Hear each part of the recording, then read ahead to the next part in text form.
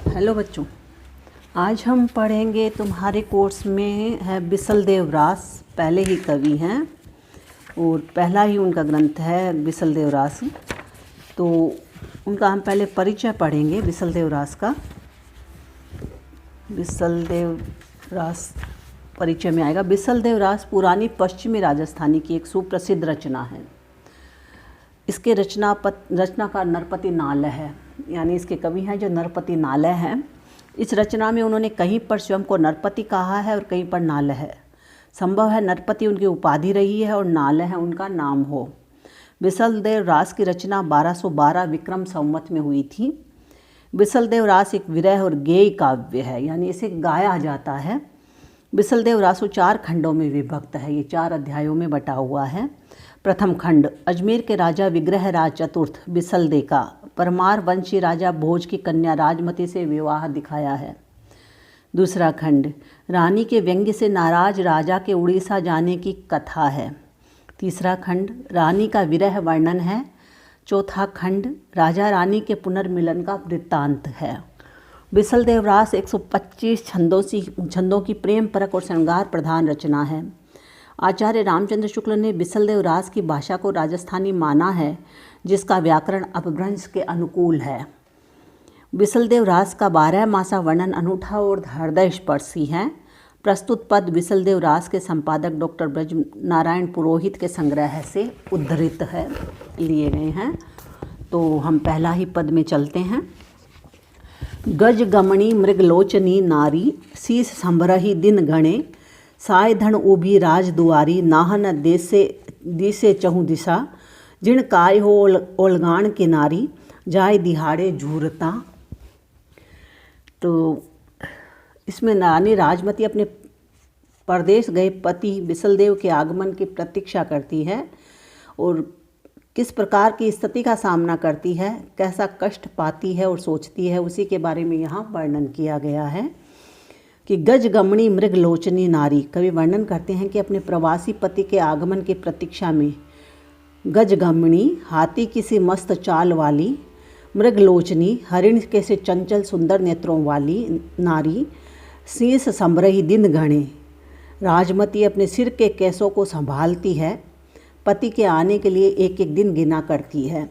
साय धन ऊभी राजदुआरी, वह नारी राजद्वार पर खड़ी खड़ी अपनी दृष्टि को चारों दिशाओं में दौड़ाती है। सायधन उभी राजद्वारी, नाहन दिसे चहु दिशा, किंतु उसे अपना स्वामी कहीं दिखाई नहीं देता है। जिण काय हो ओलगान की नारी, प्रतीक्षा करते करते उसका सुंदर कोमल शरीर मुरझा जाता है और कांतिहीन हो जाता है, जो उसके शरीर की थकान को दर्शाता है। उस स्थिति में वह दुखी होती है और सोचती है कि विधाता ने मुझे राज सेवक की पत्नी क्यों बनाया। जिण काय, उस ईश्वर ने मुझे इस शरीर को ओलगान की नारी राज सेवक की पत्नी क्यों बनाया। जाय दिहाड़े झूरता, क्योंकि साधारण व्यक्ति की पत्नी को ऐसी स्थिति का सामना नहीं करना पड़ता और इस तरह से ही वो विरह में झूरती हुई, विरह में तप्त होती हुई अपने दिन गिनती है। तो यहाँ पर है बहुब्रीहि समास है और साथ ही राजस्थानी भाषा है।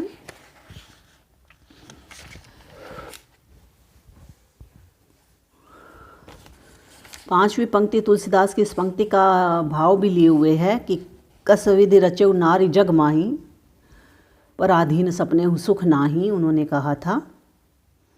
विप्रलम श्रृंगार का वर्णन हुआ है।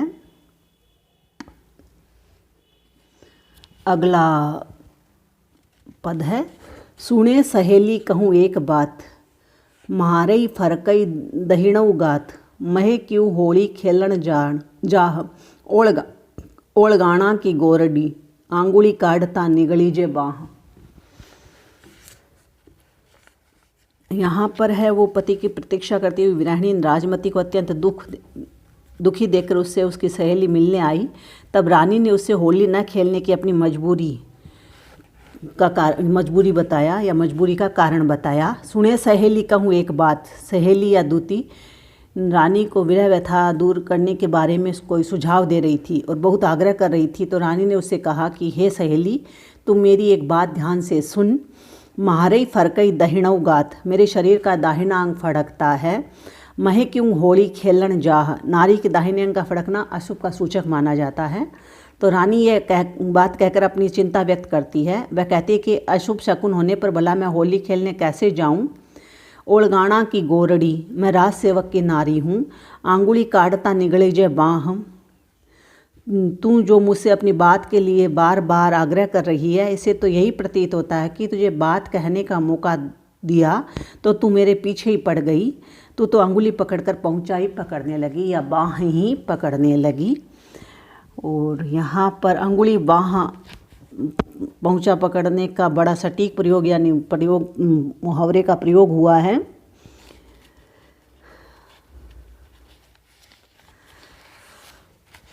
अगला है, दूती बात कहे समझाई, गोरी सूसणी करी मन ही रिसाई। पूछे बात सा गोरड़ी, राति दिवस थारी है चीत। कहयऊ हमारऊ जय सुनई, निको पटवो करी दयऊ मीत। तो यहाँ पर है, रानी राजमती अपने पति बिसलदेव के उड़ीसा चले जाने पर उसके विरह में अत्यंत दुखी थी। उसकी सहेलियाँ दूतियाँ उसे सांत्वना देने का प्रयास करती थीं। एक दूती ने राजमती के समक्ष एक मित्र लाकर देने का प्रस्ताव रखा। दूती बात कहे समझाई, दूती रानी को समझाती हुई कह रही थी कि हे गोरी, गोरी सूसणी करी मन ही रिसाई। गोरी, तू इतनी दुखी मत हो और मन में रोष भी मत कर। पूछे बात सा गोरड़ी, रानी ने उससे पूछा कि तू क्या कहना चाहती है। राति दिवसी थारी है चीत, दूती ने कहा कि मुझे दिन रात तेरी ही चिंता रहती है।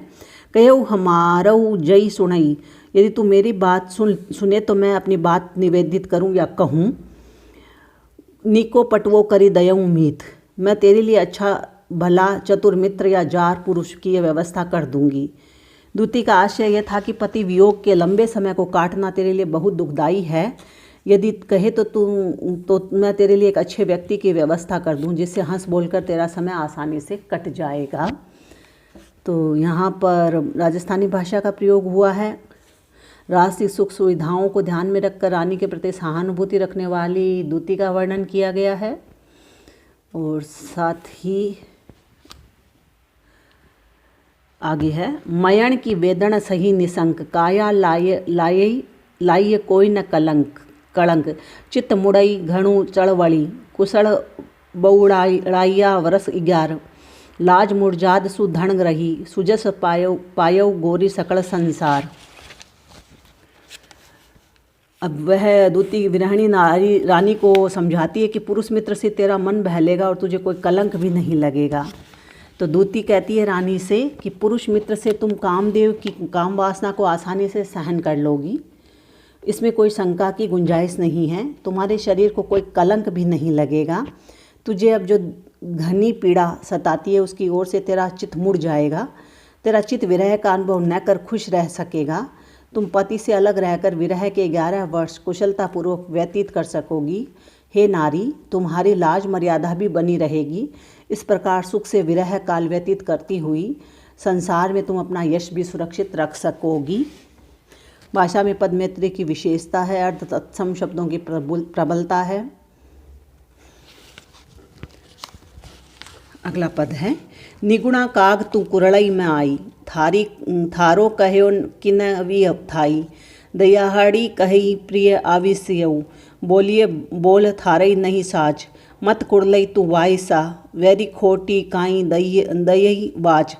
आखती हुई कि गिणसी नहीं, जे कूक्यो तो मारसी तमाच। तो लोक में यह मान्यता प्रचलित है कि यदि सुबह घर पर आकर कौवा बोलता है या बोलता हुआ सुनाई देता है तो ऐसा माना जाता है कि कोई मेहमान आएगा। कौवा आकर बोलता है परंतु राजमती का पति नहीं आता, तब वह कौवे से जो कहती है यही उसके बारे में वर्णन यहाँ पर किया गया है कि विरहिणी रानी राजमती कहती है कि निगुणा काग तू कुरड़ई न मैं आई। अरे कोए, तू आकर बोला करता है परंतु तेरे बोल का क्या भरोसा। थारो कहियो किनवी थाई, वह क्या विश्वास के योग्य है। तू कहना चाहता है कि प्रिय आएगा। दहाड़ी कहई प्रिय आवेश्यऊ, बोली बोल थारे नाही साच। परंतु तेरा ऐसा कहना सच सिद्ध नहीं होता है। इस कारण हे कौवे मत कुरलई तू वाइसा, हे कौवे तू आकर बोला मत कर। बैरी खोटी काई दयई वाच, अरे बेरी तू खोटी झूठी वाणी क्यों बोलता है। मैं तो प्रिय के आने के दिन गिनती गिनती परेशान हो गई। आखती हुई कि गिणसी नहीं, जे कूक्यो तो मारिस तमाच। तो वो कहते मैं तो दिन गिनती गिनती परेशान हो गई, परंतु अभी तक तो मेरा प्रिय आया नहीं, इसलिए अब तेरे इस प्रकार बोलने का क्या महत्व है। अब फिर तू आकर बोलेगा तो मैं तुझे तमाचे मारूंगी, दंड दूंगी। यहाँ जायसी ने भी कहा था, भाव पद है तुलना के लिए, कि प्रिय सो कहूँ संदेशड़ा, हे भोरा हे काग, जब धनी विरहित जरी मुई, तेही धुआं हम लाग। तो यहाँ पर माधुर्य गुण है, श्रृंगार रस का वर्णन हुआ है। और कौवे के बोलने पर जब उसका बोलना सच नहीं होता तो उसको निगुणा कहा जाता है। बाकी हम कल करेंगे बच्चों। धन्यवाद।